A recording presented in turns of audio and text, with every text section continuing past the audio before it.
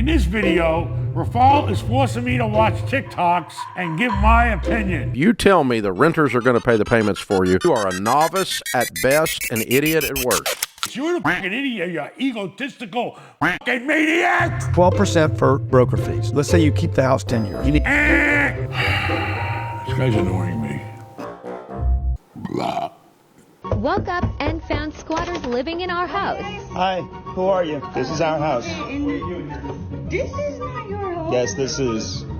No, get the fuck out. No. Call the police. Please. Cops are calling now. Okay, because I He can't- knows you're full of shit. Just get out. It's my hood, y'all. Just get out. You took that out of the front yard? Along with the other two signs, because I'm interested in purchasing this home, but there's obviously been some sort of mix-up. Oh my God. I got a lot of squatters. Typically, it's part of being in real estate. When you have a property and it's clear and you have those type of people that are transit in the area, they look for places that aren't occupied. I was hired to watch a bunch of houses once that had squatters constantly breaking into them. When BART, which was the trade station, wanted to build, they bought up all these houses and make sure that people weren't squatting in them. And they were boarded up, people still went in them. That's why you gotta manage your asset. Don't leave it to where it looks like nobody's coming around. Keep the grass cut. Make it look like somebody's there. I used to even park a car in a place if I had to make it look like somebody was staying there. We had all these people, drug addicts and all kinds of people breaking into houses, living in them with no plumbing, no electrical, no nothing. And you can imagine what they were doing. So, it was a fucking disaster, but we did it because we needed the money. We had a management fee. We managed abandoned houses. We figured, that'd be a piece of cake. Let's manage abandoned houses and board it up. What the fuck we gotta do? Nothing. Turns out it was more work than if there were tenants in there, keeping the fucking bums out and dealing with the cops and fighting with people and the drug addicts. Oh my God. We earned our money, let me tell you. I mean, normally they'll leave when they know you're calling the cops because most of them have warrants. buying a house, worst investment you'll ever make in your entire life. Let's say you paid $1 million for a house. Average house here is $576. $576 is what you paid. Now you need 12% for broker fees. Let's say you keep the house 10 years. You need Number one, the seller pays the broker. So you're not doing it as the buyer. The seller has to pay it, okay? Is it factored into the price? Maybe, but it's negotiable. And I have never heard in my career of a 12% broker's fee. Maybe he's tacking on some extra fee, I don't know. But in my world, the max is 6 for real estate, and that's for houses. 3 to the buyer's broker, 3 to the seller's broker, and that's negotiable. You know what I sell commercial real estate for sometimes?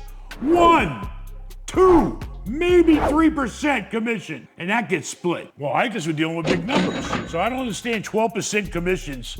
I mean, that right away makes me think somebody's greasing the damn pot here. You need 10% in maintenance fees. It's 1% a year in maintenance fees. It's about 2% in property taxes every year. That's 20%. 2 times 10 is 20. And it's probably 7% to the bank, so that's 70%. Total those up, it's 112%. $576,000 home will have to be sold for $1.2 million in 10 years. You're not going to sell it for that. To break even, dead money, and you had to put $100,000 down to do this deal. They're serving a master. It depends on your lifestyle. You can't just say, this is the way you have to do shit. It depends on you. You have to determine what's best for your life. If you got a wife and 5 kids, you need a house. The most common way the average working class person has made money in their lifetime is on their home. Because in 10 years, it appreciates. And all the costs you're talking about, you're gonna have to pay rent anyway. You can deduct the interest on your mortgage. You can allow for capital improvements on the house. I mean, listen, all these things are brilliant, but they don't work. When you rent, all you do is paying somebody else's mortgage and their expenses on their property, so they end up with it for free. Everybody starts as a renter, but you have to move to ownership. What about the quality of life? What about when you die? What is your wife gonna be left with if you're a fucking renter? Nothing.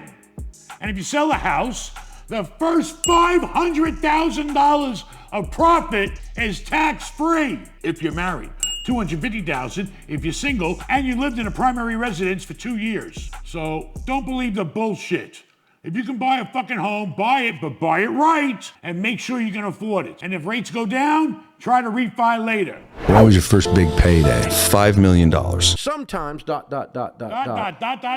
Whether you're a big shot or not, protecting your personal information is very, very important. Google your name, see what you find, your address, email, even your phone number. That's why I'm excited to tell you about today's sponsor, Aura. Aura will identify data brokers that are exposing your information and automatically opt out requests on your behalf. He'll even opt you out of junk mail and telemarketing lists. All the crap you don't need. Aura is an identity theft protection, fraud monitoring, password manager, all in one app, baby. They monitor the dark web for information like your social security number, address, even bank accounts, and will alert you fast. Go to aura.com/Ben Mallah and you can get a 2-week free trial and see how many data brokers are sharing your information. You like watching the videos? Support our sponsors. Go to aura.com/Ben Mallah and get your 2-week free trial. Thank you, Aura, for sponsoring this video. What was your first big payday? $5 million. Took me about $70 to create it, and I did it in about 20 days. 21 years old, just moved to Florida. So I meet these 2 top realtors at WCI. They pick me up, we're on our way to Naples, Florida to have lunch. They get a phone call and say, hey, do you mind if we make a quick stop? We pull into this apartment complex. The owner of the property has about 305 units, and they're converting them from apartments to condominiums. Come back to the house, do a little research that in Florida, you have first right of refusal if you have a current lease. I draft letters.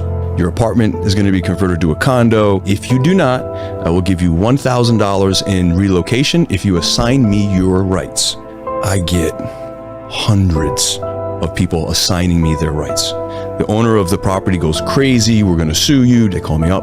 What do you want? I'll take $20,000 a unit and I'll give them back to you.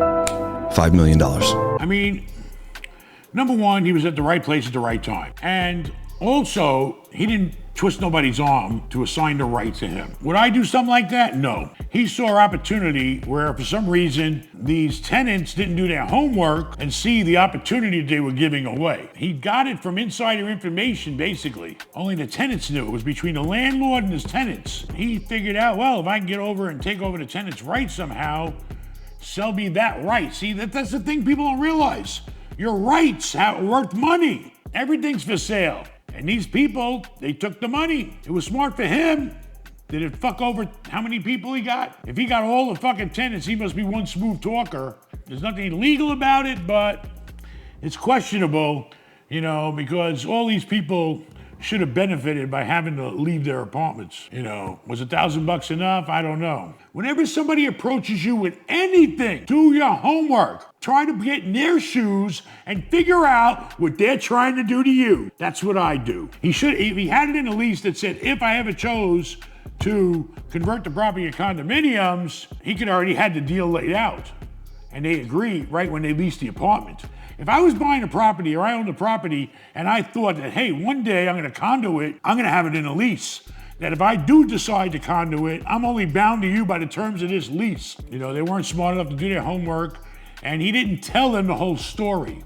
He didn't tell them that, yes, the owner's gonna have to make a deal with them. Maybe they thought there was no deal with the owner. Well, if there's no deal with the owner to be made, then why is he making a deal? So whatever, he fucked somebody good. You know, people do all kinds of shit when they don't wanna work for a living. But getting 300 people to sign a fucking right away, that's work. This is a good question. Yeah, so unfortunately, everything I touched does not turn to gold. I really wish that was the case.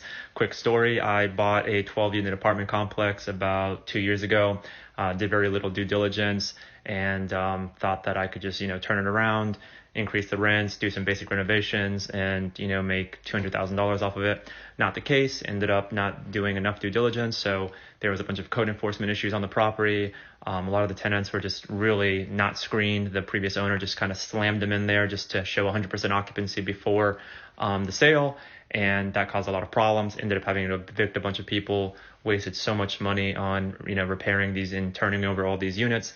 And it just turned out to be a huge loss. I was able to actually sell it to a wholesaler who found a cash buyer for somebody that wanted to tear the whole thing down and start over. The best advice is to learn from other people's mistakes. And he made a big mistake. How he could buy a property with code enforcement issues on it, I don't know how it got clear title. Find that out yourself online. But there's services that'll do it for you. I mean, he should have did his homework more. He should have checked out how many permits have ever been on the property.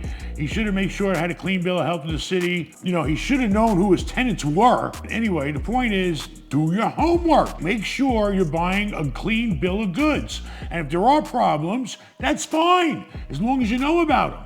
That's why you're normally getting a deal, because it's a problem. Know your tenants, know what you're walking into. Don't go into any real estate blind.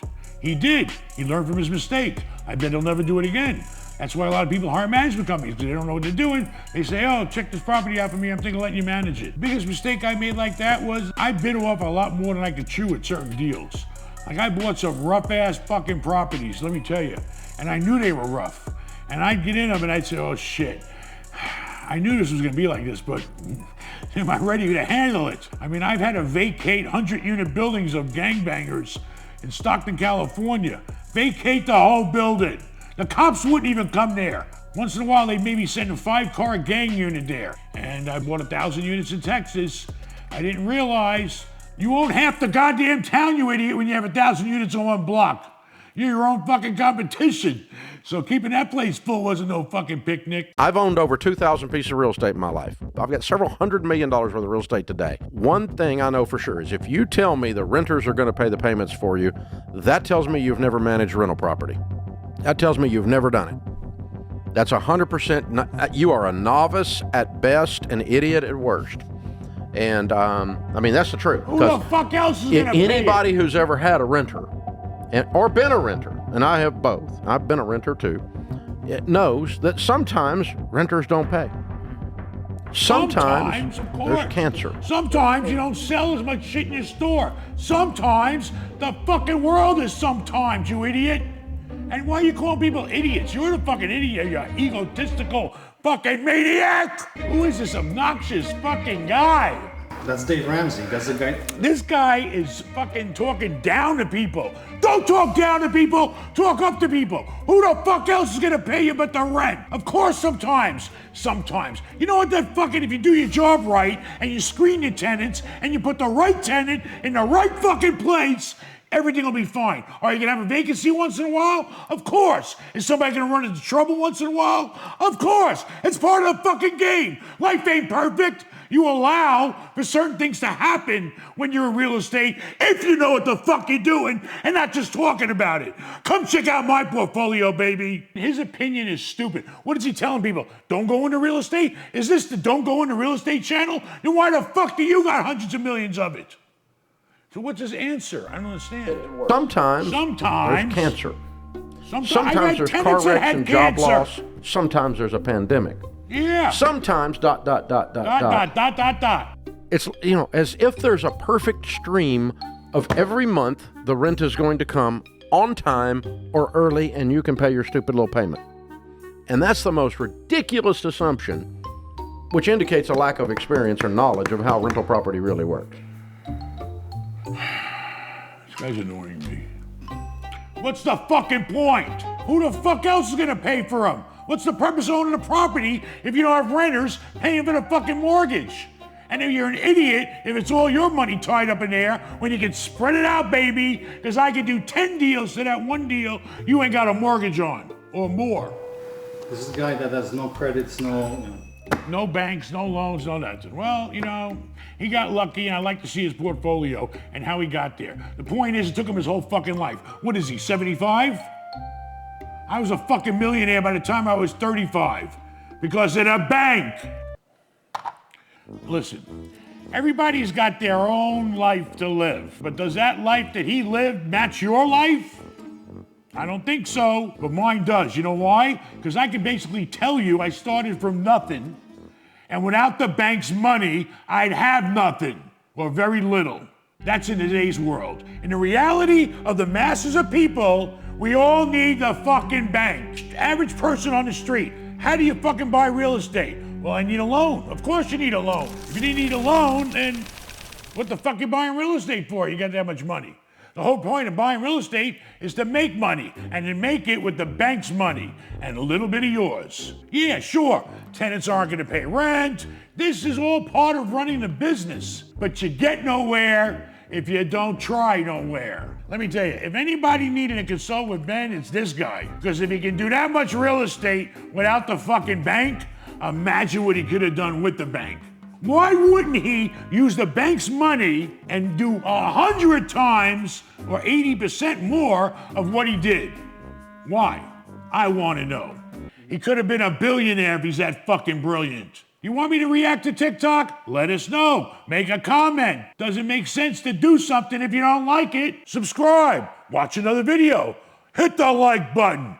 Adios, amigos.